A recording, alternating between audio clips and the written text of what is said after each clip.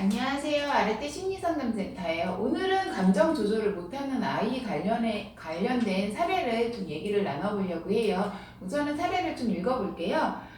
저희 아이는 초등학교 6학년인데요. 아이가 해야 할 일에 대해 아이에게 충분히 설명한 후 아이의 의견을 물어보면 아이는 저의 의견에 합니다. 하지만 어쩔 때 아이가 방에서 무슨 소리가 나서 들어가 보면 물건을 던졌다고 말하면서 갑자기 화를 냅니다.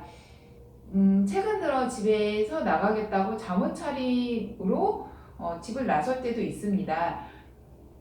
이유를 물어보면 집에 있는 것이 불편하다고 합니다. 이런 아이 어떻게 해야 할까요? 사례를 좀 간단하게 좀 읽어봤는데요. 우선은 아이 상황을 좀 살펴보면요.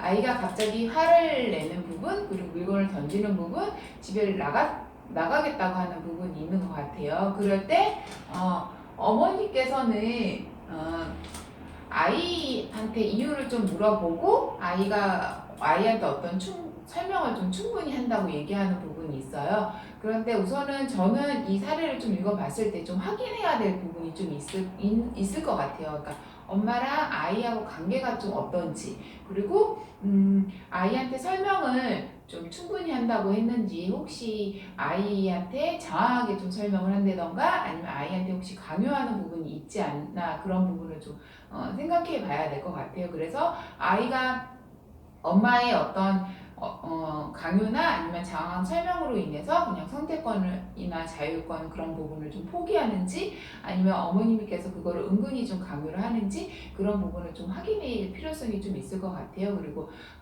친구가 연락처 같은 것도 좀 알아두셔야 될 부분이 있어요. 왜냐하면 아이가 가출하거나 그랬을 때 아이 친구들은 좀 우리 아이한테 연락이 올 수도 있잖아요. 그렇기 때문에 그런 부분이 좀 있고요. 그리고 아이가 혹시 돈이 갖고 있는지, 그리고 핸드폰이 있는지, 그런 부분을 좀 확인할 필요성이 좀 있을 것 같아요. 우선은 그러면 이런 아이들 해결 방법에 대해서 좀 간단하게 좀 살펴보면요. 우선은 상황을 아이한테 설명하도록 하는 게 좀 좋을 것 같아요. 어머님이 상황을 설명하는 것도 중요하지만 어떤 상황을 아이가 설명할 수 있게끔 좀 유도를 해주시면 좀 좋을 것 같고요. 그리고 그 상황에 대해서 아이가 느꼈던 감정이 어떤 감정인지, 그리고 행동을 할 때 어떻게 하면 좀 좋을지, 그런 부분을 좀 아이하고 얘기하면 좀 좋을 것 같아요. 그래서 대처 방식이 아이가 선택하고 아이가 그 선택한 부분에 대해서 책임을 좀 질 수 있게끔 하면 좀 좋을 것 같고요. 그리고 대처 방식이 없을 경우 아이한테 어떤 세 가지 방향을 좀 제시를 해줘서 아이가 거기서 선택할 수 있게끔 해주시는데, 그때도 아이가 선택한 거기 때문에 책임은 좀 아이가 질 수 있게끔 해주시면 좀 좋을 것 같아요. 그리고 추후에 이제 부모가 아이라면은 어떤 선택을 할 것 같은지 어머니께서 아이한테 좀 전달해 줄 필요성도 좀 있을 것 같아요. 내가 너 입장이라고 한다면 엄마는 좀 어떻게 했을 것 같다고, 그리고 이제 어머님 입장도 아이한테 설명을 해주면 좀 좋을 것 같아요. 예를 들어 아이 입장이 A, B, C 있었을 때 아이는 A를 선택할 것 같지만 어머님은 C를 선택할 수도 있잖아요. 그렇기 때문에 그런 부분을 아이한테 좀 설명을 해주시면 좀 좋을 것 같아요. 그리고 아이가 청소년이라고 하면은 청소년에 대해서 좀 알려줄 필요성이 있어요. 2차 성징으로 인해서 감정이 좀 기복이 좀 심한다든지, 아니면 신체 변화로 인해서 어떤 고통을 좀 초래한다든지, 그런 부분을 아이한테 좀 설명해 주시면 좀 좋을 것 같고요. 그리고 아이가 힘들어할 때 부모한테 언제든지 도움을 요청할 수 있다라는 걸 아이한테 알려줄 필요성도 있고, 그리고 아이를 좀 믿고 좀 기다려줄 필요성도 좀 있어요.